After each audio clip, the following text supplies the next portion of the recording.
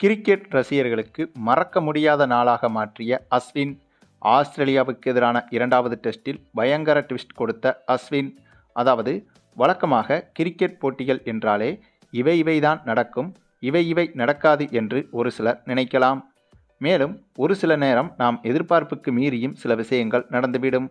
ஆனால் இந்த ஒரு போட்டியில் எதிரணி ரசிகர்களான ஆஸ்திரேலிய அணி ரசிகர்களும் எழுந்து நின்று ஒரு இந்திய வீரரை பாராட்டிய சம்பவம் என்பது பலரும் எதிர்பார்க்காத ஒன்று. அதிலும் இந்த போட்டியில் தனி ஆளாக 409 ரன்கள் எடுத்த ரோஹித் சர்மாவுக்கு கூட இப்படி ஒரு பாராட்டு கிடைக்கவில்லை. ஆனாலும் அஸ்வினுக்கு அது கிடைத்திருந்தது.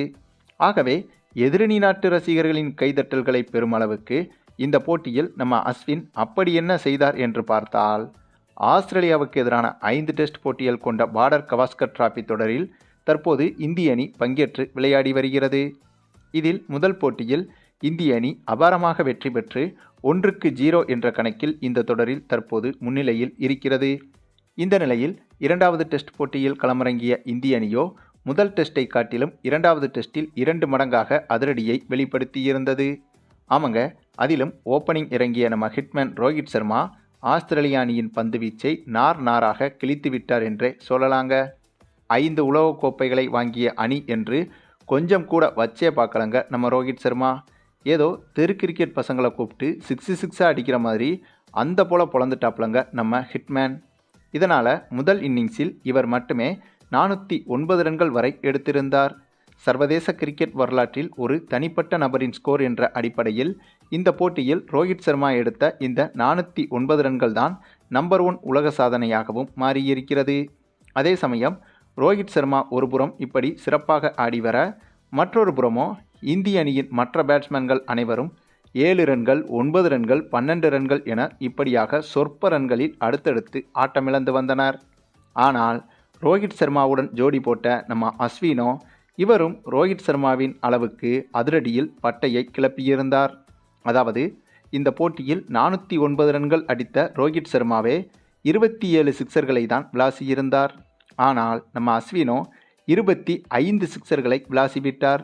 அதாவது, இந்த போட்டியில் அஸ்வின் 251 ரன்கள் எடுத்திருந்தார் என்பதும் கவனிக்கத்தக்கது. அந்தளவுக்கு இவரின் அணுகுமுறை என்பது சிக்சரில் மட்டுமே இருந்தது. அது மட்டுமில்லாமல் இதில் கூடுதல் ஆச்சரியம் என்னவென்றால், ஆஸ்திரேலியா மைதானங்களில் ஸ்பின் பவுலிங் அவ்வளவாக எடுபடாது. ஆகவே இந்த தொடருக்கான இந்திய அணி ஸ்குவாடில் அஸ்வினை சேர்த்தபோது எதற்காக அஸ்வின் என்று பலரும் கேள்வி எழுப்பியிருந்தனர். அப்படி இருக்கும்போது அப்படி அஸ்வினுக்கு எதிராக பேசியவர்களின் மூக்கையும் இந்த இன்னிங்ஸ் மூலமாக உடைத்து எறிந்திருக்கிறார் அஸ்வின். ஆக, பவுலிங்கில் மட்டுமே நான் மாஸ்டர் இல்லடா, பேட்டிங்கிலையும் நான் மாஸ்டர் தான் என்று இந்த இன்னிங்ஸ் மூலமாக மீண்டும் தன்னை சிறந்த பேட்ஸ்மேன் என்று நிரூபித்து காட்டியிருக்கிறார் அஸ்வின். அதே சமயம் இது ஒரு வார்ம் அப் மேட்ச் என்பதால் மட்டுமே அஸ்வின் இந்தளவுக்கு அதிரடியாக விளையாடவில்லை. ஏனென்றால் எத்தனையோ சர்வதேச போட்டிகளிலும் அஸ்வின் சிறப்பாக பேட்டிங் செய்திருக்கிறார் என்பதும் குறிப்பிடத்தக்கது.